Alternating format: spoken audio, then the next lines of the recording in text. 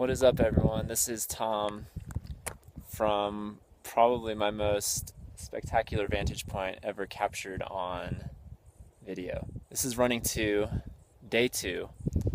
Here I am at the Grand Canyon, and what can you say? You have to pretty much see it with your own eyes to kind of appreciate it and believe it. Even on video, I doubt it's really translating the way that I'm seeing it right now and the way you guys have seen it, if you've seen it. Pretty spectacular. It's going to be sunrise in about 10 minutes, and not sure where the sun's going to be popping out from, but we'll see. I saw it yesterday. Yesterday was day 1 of my trip, and off to a solid start. Today I'm actually going to go on a camp out down into the canyon, just like my hero Donald Miller did in his book, Through Painted Deserts. So I'm really excited to follow in his footsteps. I am inside of the Grand Canyon, hiking down crazy trails, and just, man, I feel like I should have this like camera on a little pole and just like constantly be swiveling it around me, because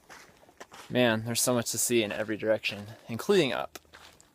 So I'm gonna try to look up a lot on this trip. Oh man, coming up on a fantastic vantage point right here. And let me just show you really quick. And there you have it. I'm just walking into glory right now. Man. I'm still hiking. I'm about 2.5 miles deep into the Grand Canyon. You can see her all around me. I'm on this like noticeably flatter stretch, which is more conducive to self-videotaping. So I figured I'd catch y'all up to speed. Yeah, I'm about 2.5 miles in, maybe a little more than halfway, or about halfway to my campground destination for tonight. So I'm really excited. I've already just been crossing other hikers along the way, and just there's this like communal spirit here, adventurous spirit, and it's really awesome. I wish I'd do this more, and I think I will probably after this trip is all said and done. So it feels like I'm in Indiana Jones or Lord of the Rings or something. I'm like on this epic journey. There's like this perfectly laid out crisscrossing path that keeps descending lower and lower, and gosh, it's one of those things where I am really tired right now and exhausted and starting to blister in my feet a little bit, but one of those paradoxical things where I just like don't even want this to end. Like I just want to keep going on this trip for at least a few more hours. Take a look at this view. I'm just gonna swivel around. I hope you can see. I think you can. That is the Colorado River right there. You can see some rapids. I love the color of it. It's just like this really bright blue-green. It's really, really amazing. I can't wait to actually like touch it.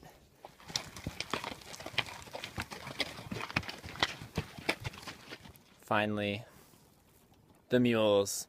I've seen their droppings along the way, but it's about time they finally showed up. It's pretty crazy that I used to be on top of that, and then before that on top of that, and before that on top of like something you can't even see anymore. So I'm pretty proud of myself, if I do say so myself. We had that little phrase at Camp Ridgecrest called God give us hills to climb and strength to climb them. And it's kind of adding new meaning to that phrase when I'm going down, down, down into the depths. It's kind of like God give us more depths to descend, and the will to descend them.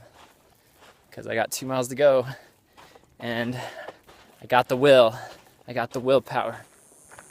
Yeah, so that's a pack of mules going across the magical bridge that I assume naturally must lead to Narnia. So I'm about to hit that up, and I'm just like in awe right now. It's getting like breathtakingly beautiful, and it was already that and then some. I'm walking through a tunnel of mystery.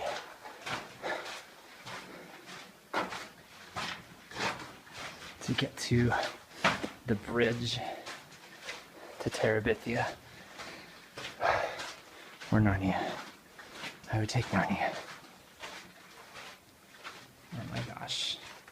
This is like all kinds of epic right now. So, this is real right now. There's like a deer right here.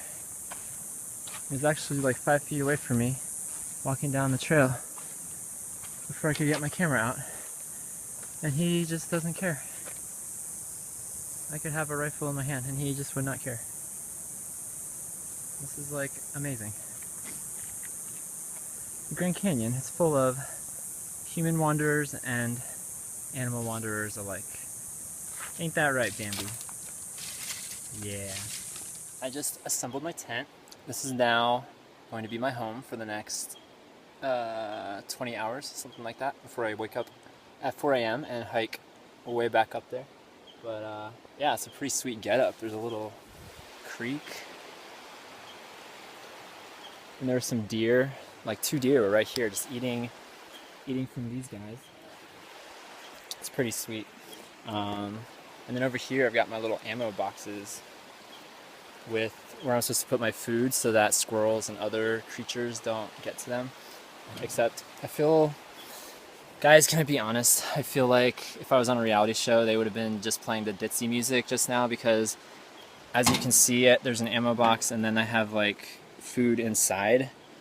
But the roof is on the bottom, and then I was walking around at the other campsites and people were like flipping it over so they could actually put the food inside the bin and then putting the lid on top. Funny how that works. So this is real right now. I am currently exiting the Grand Canyon, or beginning the 9-mile hike that will allow me to do so. It is day 3 of running 2, and